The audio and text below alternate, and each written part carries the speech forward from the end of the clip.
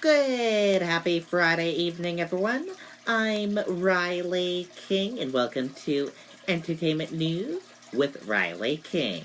Let's begin. First up, Dr. Sleep. Mike Flanagan explains how he got, spoiler, to Cameo. Let's take a look at this video from Entertainment Tonight.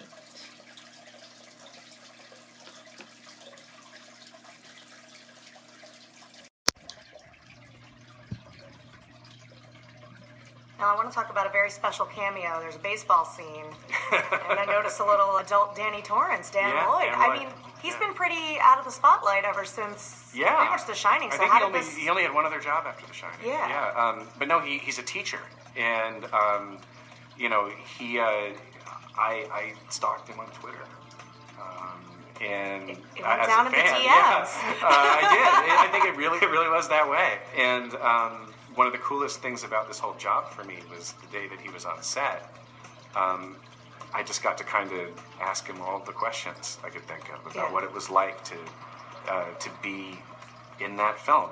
From what he could remember, he was so young, right? But he remembers a lot, and his stories are fascinating. But yeah, it was really a treat for me to put a lens on him and have him be part of this. It's I hope crazy. he enjoyed it too. Because when I saw him, I was like, "Oh, that's definitely him." You can see that in his eyes. It's no really, question. it's really something. Yeah. But yeah. Was he hesitant to do it at all, or was he just like? No, he was happy to do it. Yeah. And he had a lot of questions for me about what the movie was about and how it was going to work before he wanted to do it, because he takes the legacy of that film very seriously. Yeah. And he was really excited to be there. I think for him, he hadn't been on a set in so long. The neatest part for him was kind of reacclimating himself to how a set works. Right. In an environment where all the equipment is so different, all of the tools of filmmaking have changed so much from when Stanley Kubrick was doing it. But the spirit of it's the same. So I think he had a great time. When I was a kid, I bumped into these things. I was called it The Shining. Did you have the chance to meet him? I know that was kind of separate, but... I didn't, and I really would like to, and I hope to see him. Yeah. I would love to say hello to him. He's so amazing in the movie. I mean, I watched the making of The Shining, and the interviews with him there are quite funny because you see him as a little boy, and in The Shining you're so used to this blank, sort of damaged little soul, that it's such a relief to see him laughing, and he was talking about something in the making of, which is quite funny, about what he's going to do with the money that he makes from making The Shining afterwards, which is hilarious. That's funny. Okay, and there you go on that video and that report.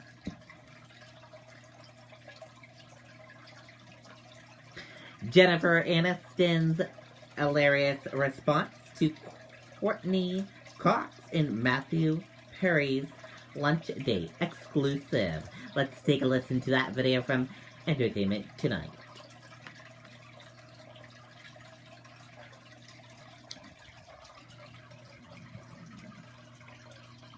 Oh, big congrats being honored here tonight. By the way, with your co-star Mark Ruffalo from The Rumor Has It days.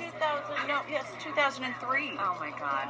Congratulations. And you got your girls here tonight, Courtney and Lisa, right? How does it feel to have their support from the audience? Oh, it's incredible. That's like having your family stand right behind you, because these things are a little nerve-wracking. Do you get nervous? Oh, God. I forgot my beta blocker at home and literally just went through, you have no idea how many levels of panic trying to figure out a way to get it to me. Does anyone tell you you look like Deborah Messing? I do get that all the time. Thank you. I thought that was Deborah Messing. I will take that as a big compliment. It is. Well, is someone going to get you that beta blocker? I hope so. I got to ask you one last question. Last time I saw you at the Variety event, you said, look, you guys had just done the Friends lunch. You got to find the right project. I know Matthew and Courtney got lunch together today. I know. How come we don't get invited to that? I mean, what could the right project be? If it's not a Friends reboot, what do you guys want to do together? Oh, God. There's a lot of different ideas. But who knows? Okay, and there you go on that video and that report.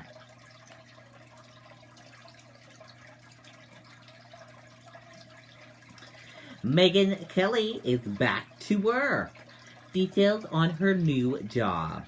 Let's take a listen to that video from Entertainment Tonight.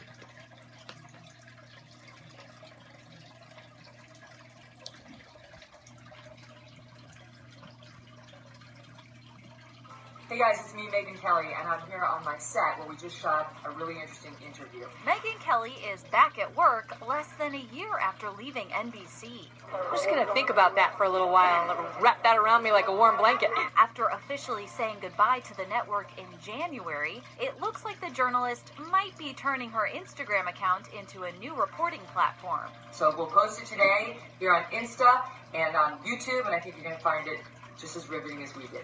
See you soon. I do think that there's an importance right now of women leading by example and just being their best selves.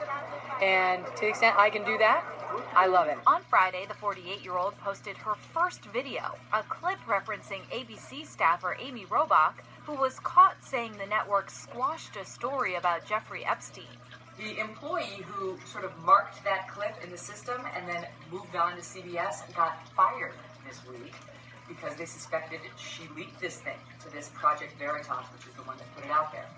Well, we just sat down with her in an exclusive interview, and we got the full story, and I think you're going to be fascinated by it. This marks the first independent interview Megyn has conducted since leaving NBC. She first signed the multi-million-dollar deal with the network in 2017, after leaving Fox News. I'm so excited. So excited. I'm also a little nervous. Mid-year, Kelly kicked off Megyn Kelly Today, but after a series of controversial interviews, public feuds, and an on-air blackface comment... So truly, you do get in trouble if you are a white person who puts on blackface on Halloween, or a black person who puts on whiteface for Halloween. Like, when I was a kid, that was okay as long as you were dressing up as like a character. The show was canceled. It's generally unpleasant to be the subject of the story as opposed to the one covering it. In October, Megyn returned to TV for an interview on Fox News' Tucker Carlson Tonight, where she opened up about spending more time with her 3 kids. I'm mothering my own kids, and there's no substitute for that. You know, I lost my dad when I was 15 years old, and so I know on an inherent basis, you don't get a do-over, right? It's true. So I'm there and I'm enjoying it, and I'll get back on that horse soon because this has been fun. So I'll probably get back out there, but right now I'm still enjoying my day-to-day life with my family and friends. Okay, and there you go on that video and that report. So, Megyn Kelly back at it again. And now let's take a look at what movies are opening up in theaters. Here are a couple movies that opened up in theaters this weekend. Dr. Sleep, Last Christmas, Midway, Playing with Fire, Honey Boy, and The Kingsmaker. If you want to see the rest of this list of what's opening, you can just go to noovie.com.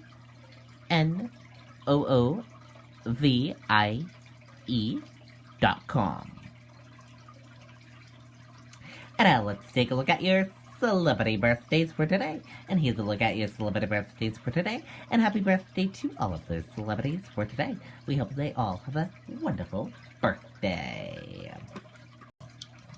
And that is it for this Friday evening edition of Entertainment News with Riley King. I hope you all have a wonderful rest of your Friday night. I'll talk to you all tomorrow with more entertainment news and all that fun stuff. Good night and bye.